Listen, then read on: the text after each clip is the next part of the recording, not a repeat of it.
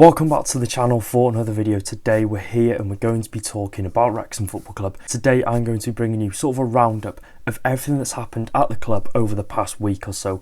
We're talking about our Carabao Cup fixture for the next round of the Cup. We're going to be talking about some big new Kop news, redevelopment updates and just overall some massive news on the reconstruction. We're going to be reviewing that 1-1 draw at home to Derby County today, and we're going to be looking at the loan watch for the current players out on loan. So before we get going in today's video, if you're looking for the best Wrexham AFC content, make sure to drop a like, make sure to get down there as well and click the red subscribe button. We're on the road to 30,000 subscribers, and without further ado, let's get taking a look at our juicy Carabao Cup 4th round fixture. So as you've all seen by now, Wrexham have drawn fellow Welsh side Cardiff City in the 4th round of the Carabao Cup. We had a 73% chance going into the 4th round draw of drawing a Premier League team, but in typical Wrexham Cup draw fashion, we drew a League One team, and we drew a team that I think obviously a lot of people wanted to draw due to the Welsh connection and the Welsh rivalry, but I think a lot of people wanted that Premier League side, but the 73% chance is out of the window. It's a draw that I think a lot of people didn't want in terms of a big game sense, but for a lot of fans watching, the long-term fans, they'll understand that this is going to be a very good game, and I'm sure they'll be very happy with the cup tie, because Wrexham and Cardiff, two Welsh clubs.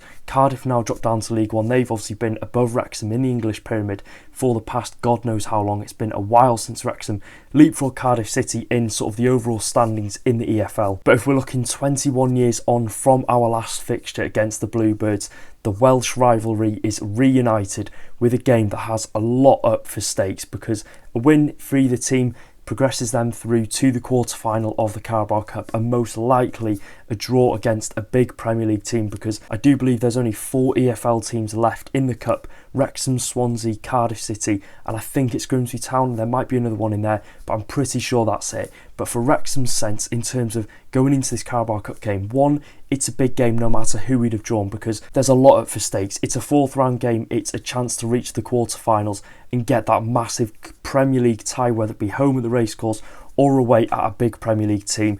2, it's a game that Wrexham are more than capable of winning. Cardiff City relegated to League One last year. They've had a good start to life in League One, but Wrexham were mid-table in the Championship. We will be up for this game under the floodlights in midweek at the racecourse ground. It proves to be a massive fixture, and it's a very good chance for Wrexham to progress to the quarterfinals of the League Cup for the first time since 1978. So let me know your thoughts in the draw in the comment section down below. For me, it was at the time a draw that, I wasn't really too happy with, but looking on paper now, it's a League One team. It's going to be a massive game. There's going to be sort of that rivalry from both sets of fans going into this game. It's going to be a great night under the lights for Wrexham, and whoever progresses to the next round is likely to get a big game. So like I said, the stakes couldn't be higher for this one. So looking on the Kop Stand, the reason why you've clicked on this video, it's been very quiet on the Kop front since the new designs were released. I think it was late January, February time, but a few months on from those designs, we've received some news that could prove to be very important for the redevelopment of the Kop Stand in the next coming months to possibly up to a year for Wrexham Football Club, because there's been some big news and we're going to be talking about it now. McLaren Construction under PCSA have been appointed for the construction of the Kop Stand and for the rest of the racecourse ground. So those McLaren Construction are going to be reliable for any reconstructions regarding the Kop Stand, not only sort of the Kop design, but the outside, the plaza, etc. Everything to do with the new 7,500 seater Kop Stand, McLaren Construction are going to be reliable for. And for the stands that are going to be worked on in the next coming years, we're looking more likely at possibly the Mould Road stand in the future, but I think at the minute the priority after the Kop will definitely be the Yale stand. So they'll be looking to improve that and just looking to overall improve the racecourse ground to take it to the level in which we are at now, because as time goes on, Wrexham have obviously transitioned from the National League to the Championship in a very short amount of time, but work off the pitch in terms of the stadium, the training ground has not been there. So appointing someone like McLaren Construction, obviously I'm not going to sit and pretend I know everything about them, but bringing a big brand and sort of a big company like them in will hopefully match obviously the developments on the pitch to off the pitch at Wrexham Football Club, and slowly take the stadium to possibly, of course, starting off as an 18,000 seater stadium when the Kop is up, and then just gradually get bigger. And let's hope they can work at masterpieces for the overall for the racecourse ground. And work on the Kop will start in a few days' time at the end of September. At the time of recording this, I think we've only got 3 or 4 days left of September, and the scheduled completion date for the Kop is during the 26-27 season. They've said during, which means it could either be at the start of the season, it could be the middle of the season, or it could be at the end of the season. We've seen multiple deadlines in the past for the Kop Stand being up for Wrexham Football Club, and we've not met those deadlines, so I would take this with a pinch of salt. Hopefully McLaren Construction can get it by the scruff of the neck and just really get things going, because they've started in a couple of days' time, and I think a lot of people watching at home will be very disappointed and will have taken note. It was planned that the Kop Stand was meant to be up for the under-19s Euros next summer. Wrexham were meant to host a whole host of games in the under-19s Euros next summer in June starting, but now that's not going to be the case, because Wrexham have confirmed, of course, it's going to be the start or whether all the way through the 26-27 season. So it's slightly disappointing on that front, because I think it was a really good opportunity for the Kop to be tested out for the very first time and to have fans in it for the first time in the under-19s Euros, which is a global competition. Okay, it's the under-19s, but it's still the European Championships. Teams across Europe would have swarmed into the racecourse ground, wanted to be there for the matches, but it's disappointing. But you can't really be sort of surprised by it, because it's been very slow progression on the Kop front over the years. Of course, when they first released the first plans in 2022, it just feels like we've hit block after block after block, but hopefully appointing McLaren Construction under PCSA will take the Kop Stand redevelopment very quickly, and let's hope they can draw up a masterpiece. Of course, we've seen the plans, and let's hope they can bring that to real life in the next 12 months or so. In terms of the scheduled date, 26-27, I think it's completely understandable. Of course,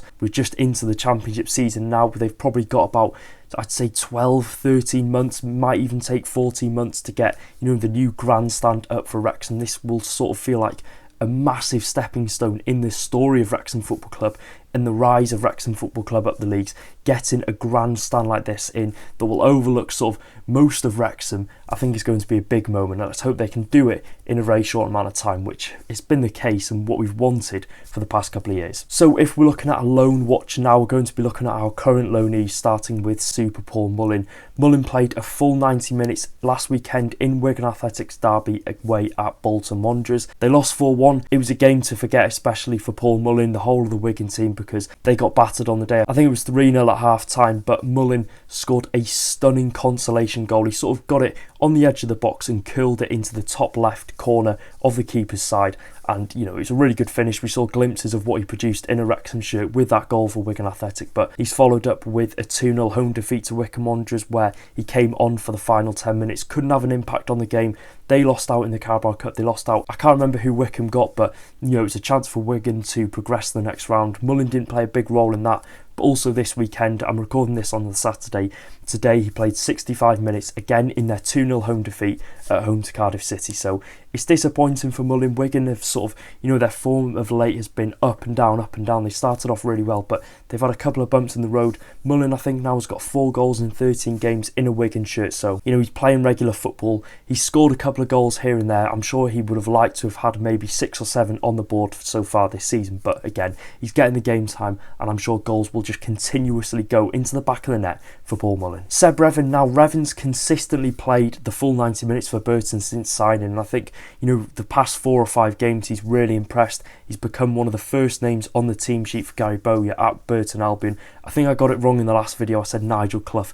For some weird reason, I don't know why, he was at them before, but that was the name that came to my mind. But in terms of Revan, he seems to be a fan's favourite and sort of a manager's favourite at Burton Albion, because he has taken that left side by the scruff of the neck, and he's put us in some really good performances. Despite the performance and the whole team, and despite the results for Burton Albion so far this season, they sit bottom of the league. I think they've just got 1 league win to their name this season. But Revan's performances, we're not looking at this at Burton Albion winning games of football. We're looking at the personnel performances of our loanee players. And if we're looking at Seb Revan down the left-hand side, they've not had much luck, obviously, getting points on the board, but his performances have looked quite promising, and which is exactly what we needed, because we saw glimpses of what he could possibly add to the Wrexham team last season. He just needed to get regular game time elsewhere and possibly come back next season. Tom O'Connor. Now, O'Connor has slotted into the back 3 at Peterborough United really well since signing, obviously late on in the summer transfer window. He played in their big 1-0 away win at Plymouth Argyle, which again is a massive win for Peterborough.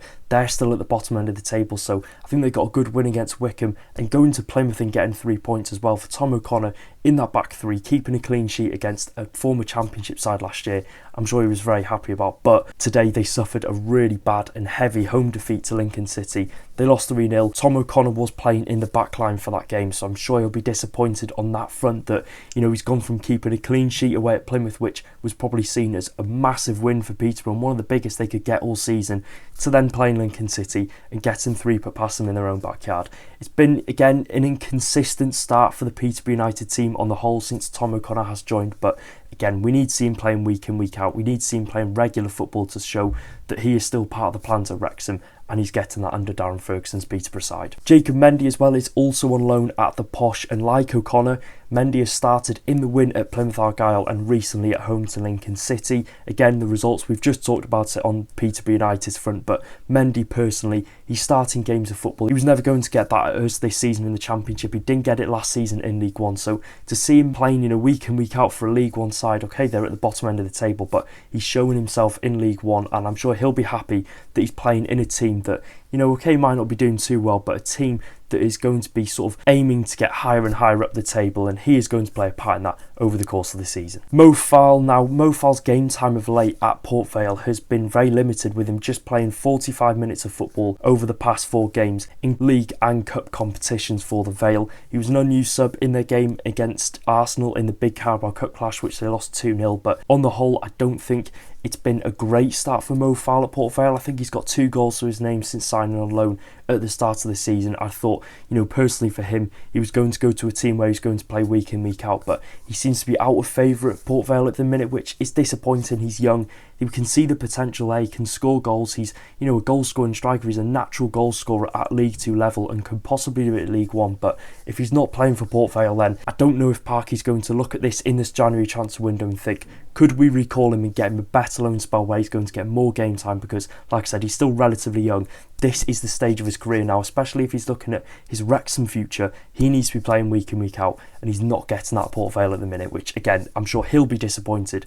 Parky will be disappointed, and me personally looking at this, the potential was there for him. I'm disappointed because he could probably be playing elsewhere, game in, game out. So now, if we're looking at our 1-1 draw today at home to Derby County, again, it's a point on the board for Wrexham. It's a much improved performance from what we've seen previously at home to Sheffield Wednesday, to West Brom, to QPR, of course, just 2 weeks ago. We've conceded 1 goal at home, which is a massive difference to, of course, conceding 3 at home every week. And I thought the performances of late, of course, in the Carabao Cup home to Reading, Norwich away, which I haven't talked about on the channel, but that was a fantastic win. And Derby County today, a game that, again, had spells for both sides. I think Wrexham had some really good chances, and it's a game that had moments, and there was moments in the game where Wrexham were under the cosh. So I think from a neutral point of view, not trying to be biased, I think a point was definitely a fair result for either side.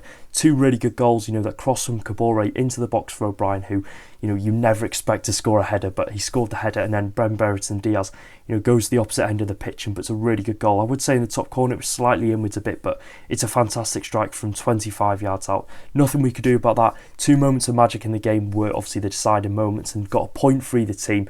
But I just would like to speak on the Wrexham team, and especially Issa Kabore at right wing back. 3 assists in 2 games for Wrexham. He has had such an impactful start down that right hand side for us. Of course, 2 assists away to Norwich. His sort of energy down that right hand side made it really hard for Norwich left wing back, and of course Derby County's left wing back today, just really hard to deal with. And I thought he caused them a lot of problems. He got fouled a lot.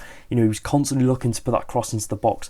I think his crossing at times was a bit inconsistent, but you cannot fault that. He's got 3 assists in 2 games. He's adding something which I don't think we really had from the get-go. Of course, the player that was playing right wing back for Wrexham, I don't think we really saw that in Barnett or Longman, but don't get me wrong, we've got 3 incredible right wing backs in that role, and 3 players that are just going to push each other week in, week out in training, and of course for the match day, whether it be on Saturday, Tuesday, Wednesday, Friday, etc. We've got some really good options in that right wing back spot, and just Kabore on the whole, I think, is going to be a key player for us over the course of the season because his energy down that right side is unmatched. I think as time goes on, his quality of balls into the box is just going to get better, and I think we're going to see many more assists from him and chances created in a Wrexham shirt, which is kind of what we expected when we signed him, but I don't think we really expect him to hit the ground running. Of course, in his first 180 minutes of football, it's probably less than that. To get 3 assists in 2 games, what a start he's had for us. And in midfield as well, of course, an old player and a new player that I want to talk about. George Dobson, I mean, what has happened to him over the summer, I really don't know, but